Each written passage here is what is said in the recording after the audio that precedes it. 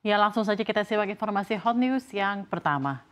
Pemerintahan Joe Biden meneriakkan bahwa mereka tidak terlibat dalam pembunuhan seorang jenderal Rusia meski mengecam kekejaman yang dilakukan sang jenderal.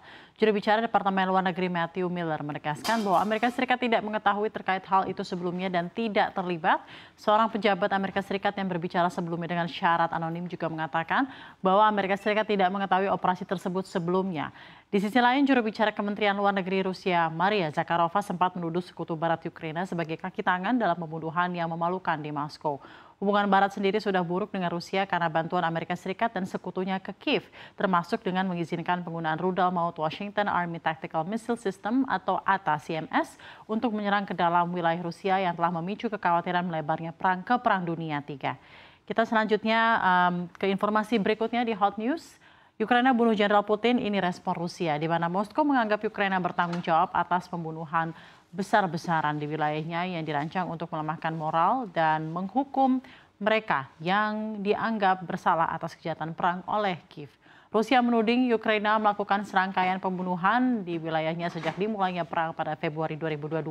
Yang terbaru, Jenderal Rusia yang mengepalai pasukan perlindungan nuklir, biologi dan kimia, Letnan Jenderal Igor Kirillov, tewas bersama ajudannya dalam sebuah serangan bom yang diyakini didalangi Dinas Intelijen Militer Ukraina, SBU, pada Selasa 17 Desember. Hal ini terjadi saat Moskow masih dalam posisi perang dengan Kiev. Seorang sumber SBU mengkonfirmasi pada Reuters bahwa Badan Intelijen Ukraina berada di balik serangan itu. Sumber itu mengatakan bahwa sebuah skuter yang berisi bahan peledak meledak menewaskan Kirillov dan ajudannya saat mereka melangkah ke pintu masuk sebuah rumah di Ryazansky Prospect di Moskow. Para investigator Rusia mengatakan mereka telah membuka kasus pidana atas pembunuhan 2 prajurit. Sumber penegak hukum mengatakan kepada media Rusia bahwa kasus terorisme kemungkinan akan dibuka.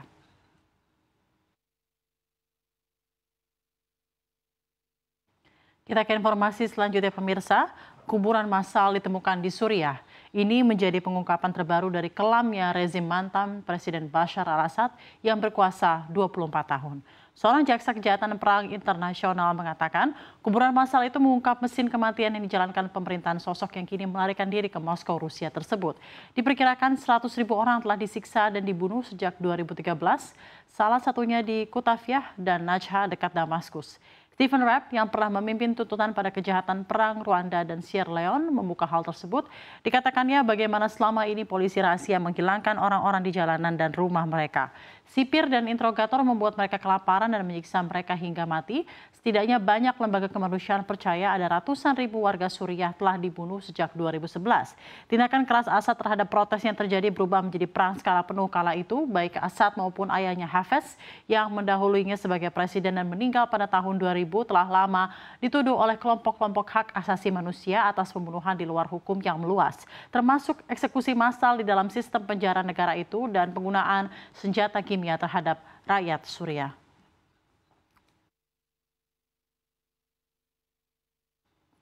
Informasi terakhir dalam Hot News, pemirsa, sabun deterjen kena PPN 12%. Kalangan ekonom mempertanyakan komitmen pemerintah yang tidak jadi mengenakan pajak pertambahan nilai PPN sebesar 12% hanya untuk barang mewah. Sebab pada akhirnya tarif PPN sebesar 12% berlaku untuk semua barang dan jasa yang menjadi barang dan jasa kena pajak. Barang yang dikecualikan pun masih sama, yakni bahan pangan untuk sembako, jasa pendidikan dan kesehatan hingga transportasi. Bedanya untuk barang yang dikecualikan akan semakin sedikit karena untuk bahan-bahan premium hingga jasa pendidikan dan kesehatan premium atau mewah akan dikeluarkan dalam daftar itu.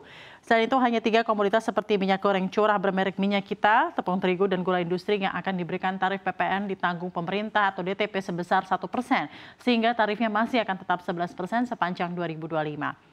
Direktur Eksekutif Center of Economic and Law Studies Selius Bima Yudhistira mengatakan, dengan catatan itu maka PPN 12% masih berdampak luas bagi banyak barang yang dikonsumsi masyarakat, termasuk peralatan elektronik, suku cadang kendaraan bermotor, bahkan deterjen dan sabun mandi.